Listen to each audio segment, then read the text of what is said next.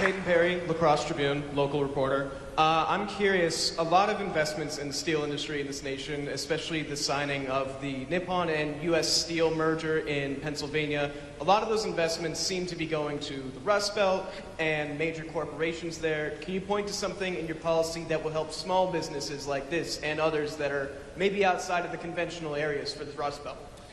Yeah, so first of all, by ensuring that facilities like this have access to great American-made steel, we make sure they're never going to get cut off.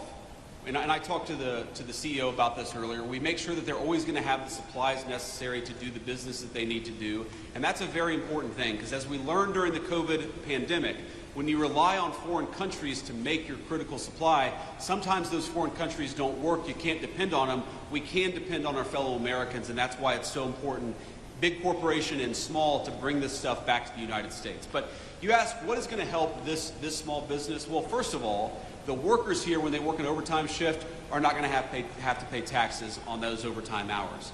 That's going to help the workers and consequently the business right here in this facility.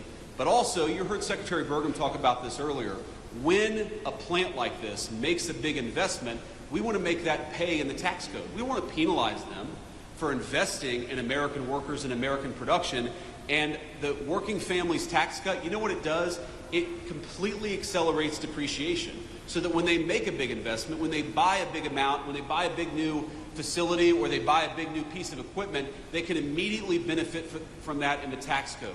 And it's such a reversal from what we've had in this country for 40, 50 years, where we would penalize companies in the tax code for building and making in the United States of America. Under President Trump's leadership, we're rewarding companies in the tax code for building and making right here at home.